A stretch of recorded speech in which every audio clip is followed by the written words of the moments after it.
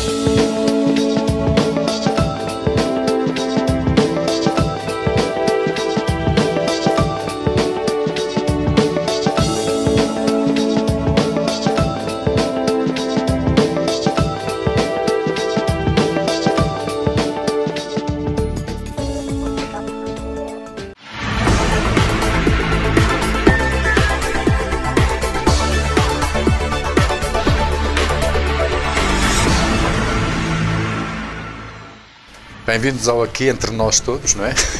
Estamos todos hoje. Todos. Isabel Maranha Cardoso, João Pedrosa Russo e o Diogo Jerónimo, que está ali atrás, ninguém o vê, mas ele está ali. Graças a ele é que este programa vai para online. Então, bem-vindos de novo. Vamos hoje abordar o orçamento da Câmara Municipal da Figueira da Foz, aprovado ontem, porque hoje é terça-feira, quando estamos a gravar este programa. Começo pelo Dr. João Pedrosa Russo. O que é que acha deste orçamento? É mais do mesmo, como disse Carlos Tenreira? Não direi que seja mais do mesmo, até porque eu, se fosse oposição, nunca diria isso, porque não é suficiente, acho que tinha que ser mais longe. Portanto, o vereador Carlos Tenreira, peço desculpa, disse muito mais, não é? Pelo menos não saiu cabra fora. Pois, porque certamente não era assim tão relevante como isso, ou não era tão o espaço é sempre pequeno. O espaço é sempre pequeno. O espaço é pequeno e às vezes é preciso falar menos e dizer aquilo que é essencial para as pessoas perceberem o que está em causa. Portanto, este orçamento é um orçamento que continua a ser condicionado pela dívida que foi herdada do passado, como nós todos sabemos, não é? A dívida que foi herdada do último mandato do PSD foi sem dúvida uma dívida excessiva, que tem estado a ser paga e tem que continuar a ser paga, portanto está condicionado por isso. Há um aumento no investimento e em todas as receitas, felizmente, a derrama aumenta, as receitas de uma maneira geral aumentam e por isso é possível fazer mais qualquer coisa. Obviamente que o investimento que a Câmara vai fazer no próximo ano, um investimento de cerca de 8 milhões de euros através do PEDU, portanto que diz respeito à regeneração urbana no Cabedelo, na zona histórica da cidade, é extraordinariamente importante e por isso foi realçado, é aquilo que vai ser feito e que tem significado durante o próximo ano. Mas, no meu entender,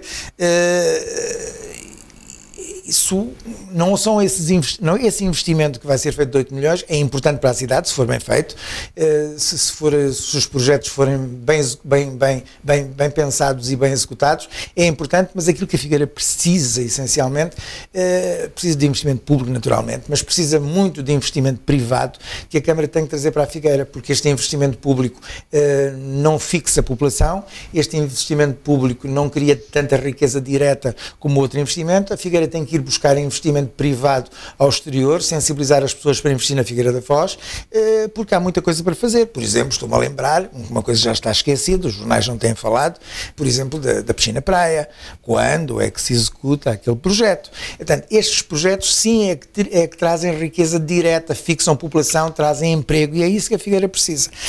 Por outro lado, a Figueira precisa de que se invista na reabilitação urbana, que é fundamental, isso é importante para a cidade, torna a cidade mais bonita, fixa pessoas, porque faz com que as habitações fiquem mais apetecíveis, que hoje não têm, porque grande parte das habitações, sobretudo da área histórica, não têm condições de habitabilidade e por isso, se nós conseguirmos sensibilizar as pessoas lá fora para investirem na Figueira da Foz, trazerem mais empresas, isso sim é que é extremamente importante. Obviamente, não podemos deixar de dizer que o investimento público que vai ser feito não é importante, é sem dúvida extremamente importante.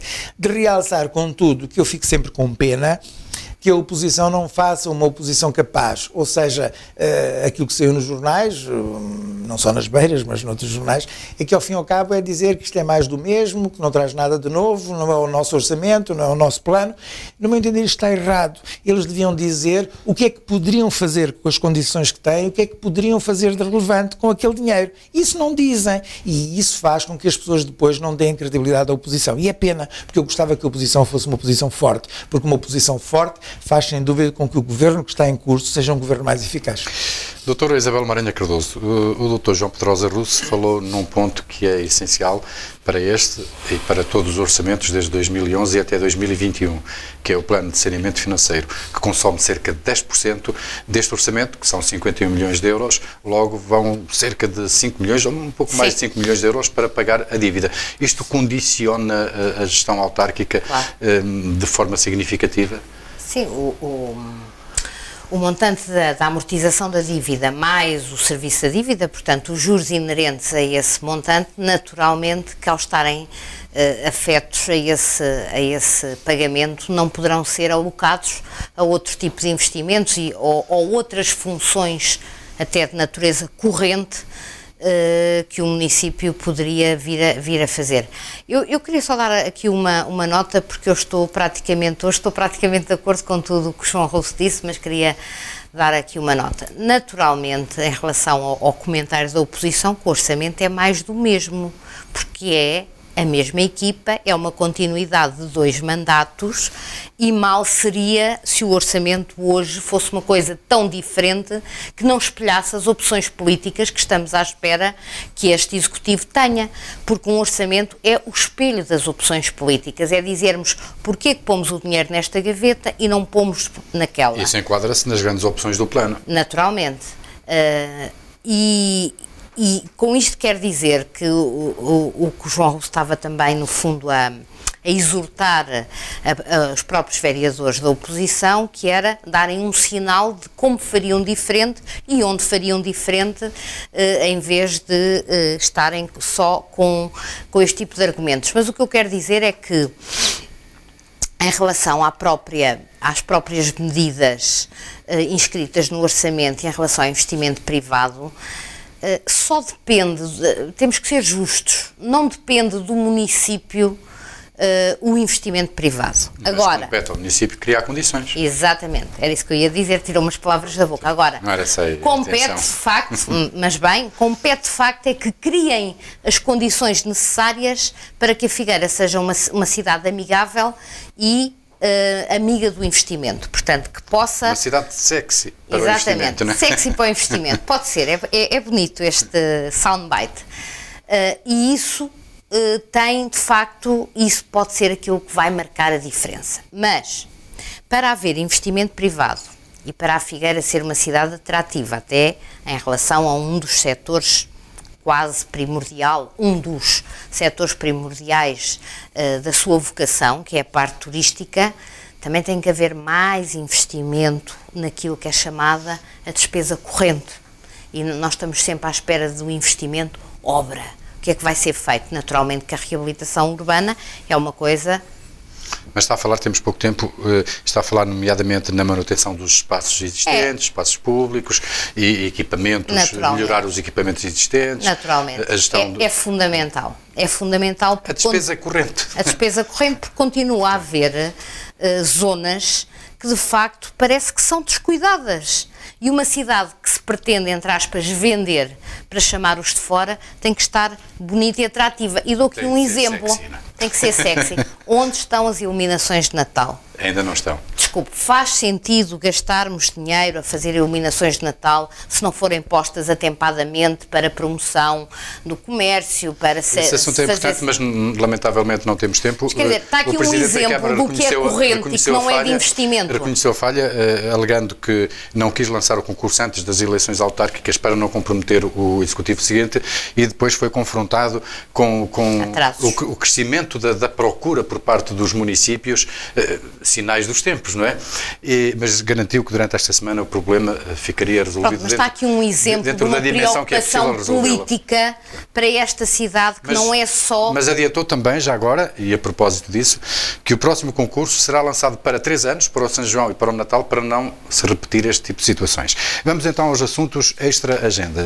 Os assuntos extra-agenda. Gostava de lamentar que a Figueira da Foz perdeu 3 belos filhos, nomeadamente o Sr. Carlos Cardoso, um grande empresário, um empreendedor natural das Alhadas. Um minuto, doutor. Um minuto. O natural das Alhadas, que teve a ver com Alberto Gaspar, teve a ver com o Casino da Figueira, teve a ver com a Sticla, faleceu já com avançada idade, mas é um homem que eu acho que devemos referenciar aqui. A doutora Laura Lacerda, uma médica prestigiadíssima, uma médica extremamente generosa, sempre disposta a ajudar os outros, por isso é que também fez parte do Kivanis e da Cruz Vermelha, onde fez um trabalho relevante. E por último, o Mário Neto, o meu prezado amigo, que conheço desde os tempos da ditadura, que foi um resistente contra a ditadura, professor universitário da Universidade de Coimbra, um homem culto, um homem inteligente, um homem que perdia muito tempo ali no antigo Café Now, sempre a ler e a conversar com todos aqueles que sabelavam dele, porque era um homem extremamente interessante com quem era agradável conversar. Finalmente, portanto, isto são as pessoas que desapareceram, finalmente dizer a todas as pessoas que nos estão a ver que a Figueira da Foz tem mais um comendador, o comendador João Armando Gonçalves, filho do coronel Carlos Gonçalves, que teve o reconhecimento com uma comenda dada pelo Presidente da República há poucos dias, pelo facto de ter presidido desde 2014, durante 3 anos, ao Comitê Mundial do Escotismo. Portanto, João Armando Gonçalves teve um trabalho relevante a nível mundial. O escotismo está em 216 países, são 40 milhões de pessoas que fazem parte do escotismo, e era ele que presidia esta organização, e por isto este reconhecimento do Presidente da República é extremamente reconhecido e bem visto. Doutora. Uma nota muito breve só, foi a notícia que vinha no Diário As Beiras sobre a base aérea de Monte Real, uma promessa, mais que uma promessa, um desejo de muita gente que vai sendo sucessivamente adiada a sua abertura à aviação civil. Parece que o nosso Presidente também está de acordo que era prioritário em termos de atratividade da própria região e a sua dicotomia em relação também à possibilidade de abrir o campo de aviação de Cernache, em Coimbra. Portanto, costuma-se dizer que não há fome que não dê em fartura. Eu, por mim, se abrirem os dois encantados da vida, tragam pessoas para a região. E nós continuamos em altos voos aqui na Figueira da TV, porque continuamos online ou no ar, se preferir, mas regressamos na próxima semana com outros assuntos aqui entre nós para debatermos algumas das notícias que tiveram destaque ao longo da semana no Diário As Beiras.